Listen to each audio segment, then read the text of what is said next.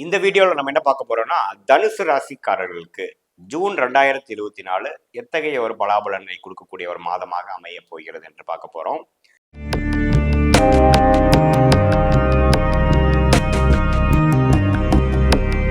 இப்ப பாத்தீங்கன்னா தனுசு ராசிக்காரர்களுக்கு 5ஆம் இடத்துல இருக்க கிரகம்லாம் ஒன்னொன்னா பாத்தீங்கன்னா 6ஆம் இடத்துக்கு ஜூன் மாதம் ஆரம்பத்திலிருந்தே பயிற்சி பெறுகிறார்.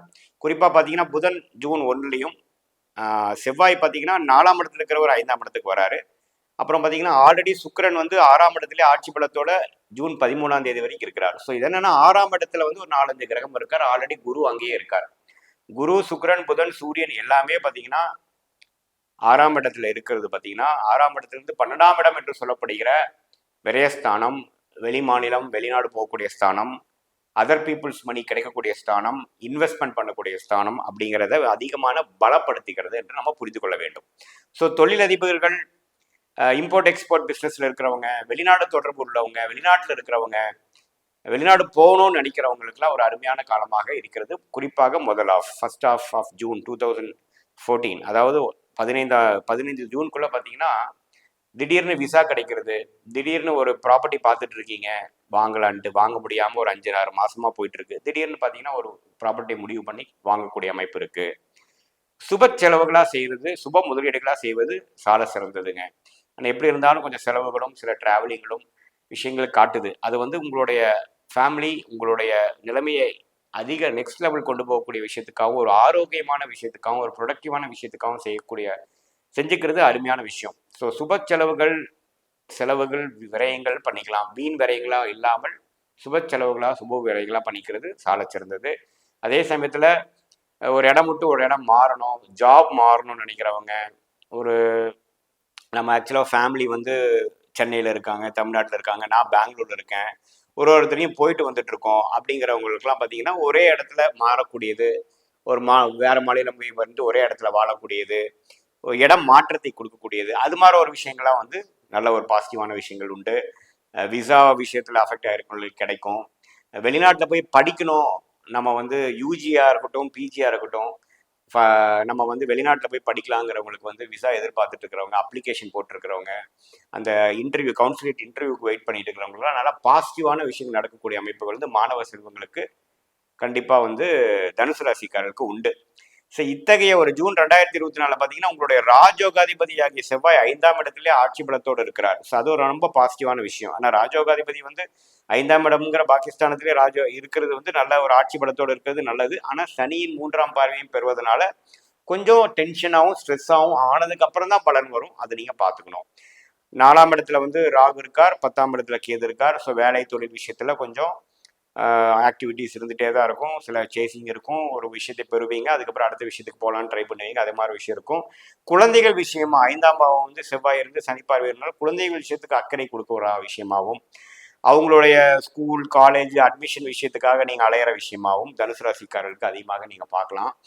ஜூன் 15ஆம் தேதிக்கு மேலே பார்த்தீங்கன்னா சூரியன், புதன், சுக்கிரன் எல்லாமே பார்த்தீங்கன்னா 7ஆம் இடத்துக்கு வந்து கொஞ்சம் இது வரைக்கும் பண்ண விரயங்கள், இது வரைக்கும் பண்ண அந்த டிரான்சாக்ஷன், சுப முதலீடுகள், விரயங்கள், டிராவலிங், எல்லா முயற்சிகளும் கொஞ்சம் நின்று போய் கொஞ்சம் ஸ்டெபிளைஸ் ஆகக்கூடிய அமைப்பு இருக்கு. வாழ்க்கை உங்களுக்கு யதார்த்த நிலைமைக்கும் நார்மல் மோடுக்கும் வரக்கூடிய அமைப்பு செகண்ட் ஹாஃப்லேருந்து இருந்து கொஞ்சம் நல்லாவே வந்து உங்களுக்கு வேலை, உத்தியோகம், தொழிலில் வந்து ஒரு மேன்மையை பெறக்கூடியது, back to the focus on our main ப்ரொஃபஷனுங்கிற மாதிரி கொடுக்கக்கூடிய அமைப்பு உண்டு.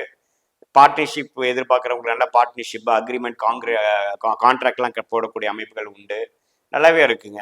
அதே சமயத்தில் வாழ்க்கை துணை இல்லத்தரசிகளுக்கெல்லாம் பார்த்தீங்கன்னா ஓரளவுக்கு சுமூகமாக போகக்கூடிய அமைப்பு, ஓரளவுக்கு நம்ம இந்த அளவுக்கு முயற்சிகள் செய்து சில ஆக்டிவிட்டி செஞ்சதுக்கப்புறம் ஒரு நல்ல ஒரு நிம்மதி பெருமூச்சு எடுக்கக்கூடிய அமைப்பு செகண்ட் ஹாஃப்ல கண்டிப்பாக நம்ம எதிர்பார்க்கலாம்.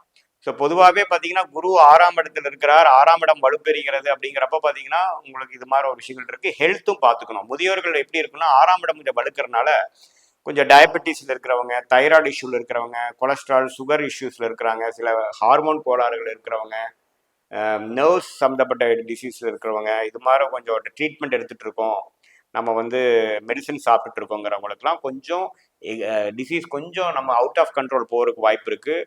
Because of your travelling and சரியான முறையில் எல்லாமே கரெக்டாக சிஸ்டமேட்டிக்காக பண்ணாத ஒரு காரணத்தினால கொஞ்சம் அத்துமீறி போகக்கூடிய அமைப்பு இருக்கு. நீங்க கண்ட்ரோல் கொண்டு வரணும். ஏன்னா 6ஆம் இடம் வலுக்குது. 6ஆம் இடம் பாவத்துவமா இல்லைனாலும் வலுக்கக்கூடாது. அதாவது சுபகிரகத்தின் தாக்கம் இருக்கும் பொழுது பார்த்தீங்கன்னா, கொஞ்சம் அந்த தாக்கம் ருணசத்ரு பாவமா இருக்கார் இல்லைங்களா 6ஆம் பாவம். ஸோ அப்படிங்கிறப்ப அந்த நோய்த்தன்மை கொஞ்சம் அதிகமாகும். அது நீங்க கட்டுக்குள்ள கொண்டு வரதுக்கு கொஞ்சம் சிஸ்டமேட்டிக் டிசிப்ளின் லைஃப் ஸ்டைல் நீங்க மெயின்டைன் பண்ணணும். குறிப்பா வந்து சீனியர் சிட்டிசன்ஸ் முதியோர்கள் இதை நீங்க கவனத்துடன் நீங்க பார்த்துக்கணும்.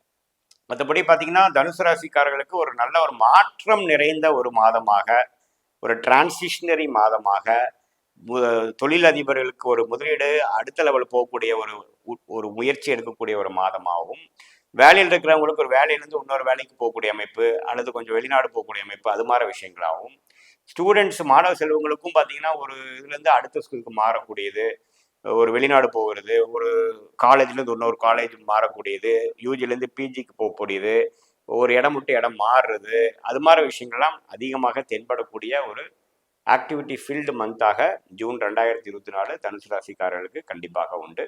மீண்டும் மற்றொரு காணொலியில் சந்திப்போம். நன்றி, வணக்கம்.